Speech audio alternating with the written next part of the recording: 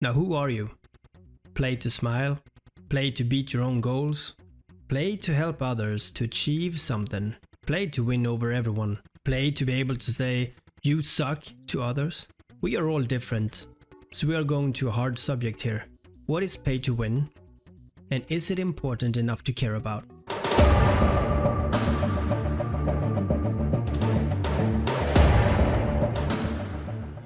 Now before we start, I want to say I will not go into depth in how the gaming market as a whole are digging us deeper and deeper in what it feels like a never-ending pay more every time scheme, because that is a whole other video.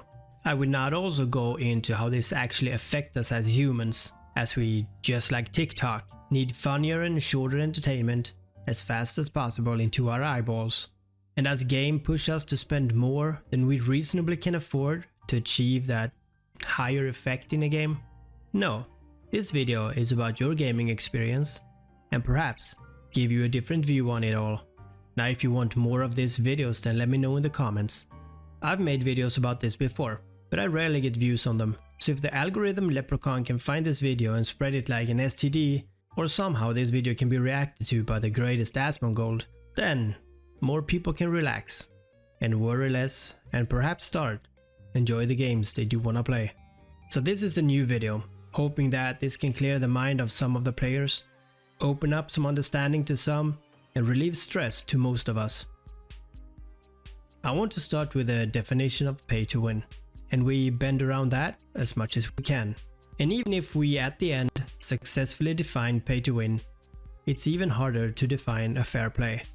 Pay to win, as many of us know, refers to games that allow players to purchase items or abilities or additional health points, you know, stuff that gives player an advantage within the game, either over players or over NPCs, non-playable characters.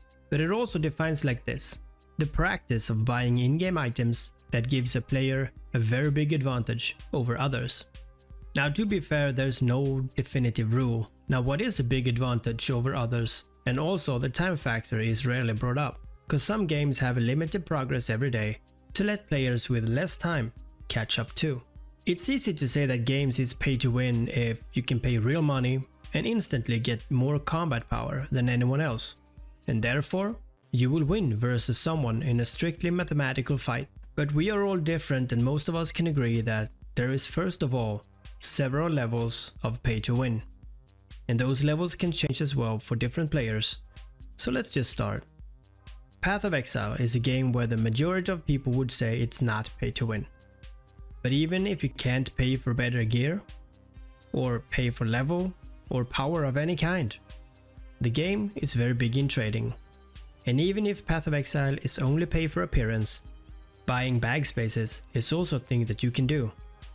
And a real hardcore pay to win hater would have claimed, well, appearances gives an edge in PvP because you look cool, and therefore it's a slight advantage. I've also heard regards to Path of Exile that buying bag spaces lets you save more items than someone who didn't spend money, and now you can potentially have a big advantage over him through being able to trade for better gear, simply because you now have more items that you can sell to gain more currency. This would also be pay to win in some sense, right? Now I don't think this is something to complain about, but the question is, where is the gray line for pay to win? And even if we had a gray line for what is or what's not pay to win, the players would probably still argue. Now, does PvP situations always hurt your enjoyment in a game?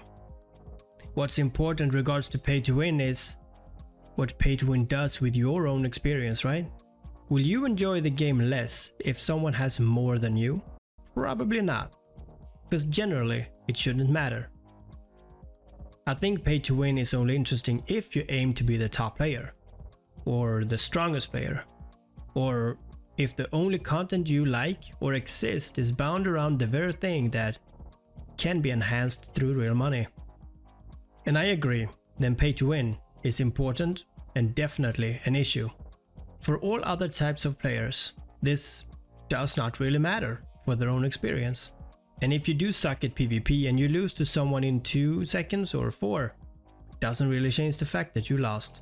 And if you're good at PvP, then sure, it has an effect when you felt that you could have won that fight. Also, if you suck at PvP but have the money to spend, then in pay-to-win games you might win. So if a game is developed in the gray zone, you might still lose versus a good player, but especially a good player with money. Going for the top player is not a game. Now you turn the game into a sport. And sure, cheating is cheating. Steroids might be called cheating, and a man turning into a woman to compete in women's boxing. After 20 fights, I was undefeated. Only one fighter stood between me and the belt. You got this chick, she's nothing. Tiffany Stone.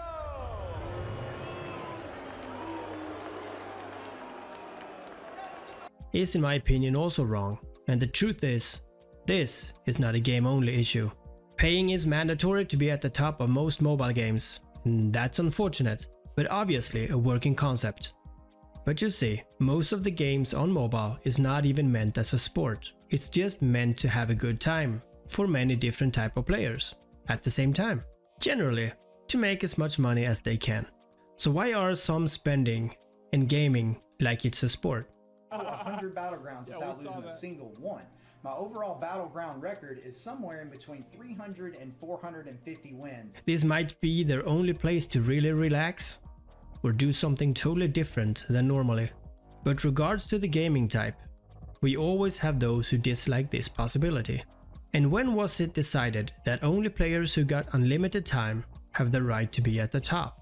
Is being a great player only awarded to those with infinite game time just because that was normal before? Does that make it fair? Why are some people disappointed and act like it's outrageous that the game companies does this? And now when games are in the hands of the majority of the people in the world, through phones and through tablets, no wonder most of those players do not have the time today. Who really cares if you bring a Ferrari versus a crappy ass truck at the stop sign? The truck sure as hell does not care. Now the people watching from the side of the road, they just feel it looks dumb. Just like the whales and the krakens in the games when they overrun players. But if you bring that car to a racetrack, that's a different story. What I'm saying is that maybe you are at the wrong platform playing. All games are not about being the best, even if they have a top leaderboard. That leaderboard is just to try to push you and other people to try and reach it, to make the company more money. Now I'm not saying that pay to win does not hurt some games. It for sure does. And when this paying monetization is sneaking into all other games, the PC games and even single player games, it is a bit much. But especially games that are about being the top dog. But there is a light in the tunnel. Not all games are as vulnerable as others to pay to win. Most games have a pay to progress, aka pay to win or pay to skip. This is mostly on mobile games, but we see it on PC too. And I bet most people who don't have the time to play games does have a phone. They happily pay some money to advance, just for that evening to sit down and relax. They ain't spending to be the best, they're just spending to enjoy themselves. But it is the competitive players who complain about it. They don't see or they don't care about the other side of the coin, they want to be the best. It's like they don't care about the family guy who only have a few hours every week to play with some friends. And with phones having access to thousands of games now, the monetization plan is well tested out. But does this actually hurt you as you play the game? Many games are just crap, and many games are crap and have pay to win. And many games are not even games, they are just pay. But some games are good and still have pay to win, and some games are good without it, but those also limits the players who can play them. Pay to win can on the other hand hurt the game in other ways. With a whaling base, the game might lack the necessary updates or improvements, due to only releasing endgame for pay to win content. But that is another issue. If you don't enjoy yourself in a game for whatever reason, you are simply in the wrong game. And the reality of pay to win is, paying not only moves you forward in a game, but it also takes away a lot of the gameplay. A lot of the time where you could have met someone you enjoy talking to, playing with, time that you might needed to reflect upon a game. Many of you know about the collectible card game schemes that purposefully are developed into making us pay as much as we possibly can, tricking us in a way to spend more and more in hope for that end goal. Some say it's frightening how companies can do this, but it's not weird. It's not frightening at all. It happened even back in 1905 when Las Vegas was built up, creating slots that are made to make you feel like you're winning, just like the loot boxes today. And the solution to avoid it is easy. Just don't pay or just don't play. But I tell you what, we are heading into an era where mobile games more and more compete with PC games, and I have no doubt in my mind that games on mobile will be indistinguishable from PC games. And in time, this pay-to era will slow down, or the future game developers will see the profit in making a less pay-to-win game and profit somehow elsewhere. And Eve Echoes on mobile is a game that could have led the way for other games in the future, but companies are too afraid to try new stuff. But in time, there will come a game that pulls all the right strings. So while we wait, enjoy the games you play and don't fall for the traps. And I see you guys again.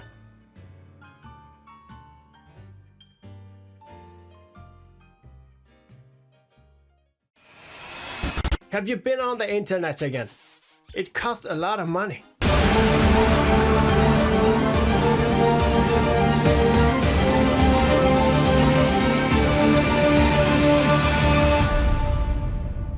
Yeah, that's I am fine. trying That's to fine. He's approach. dying, man.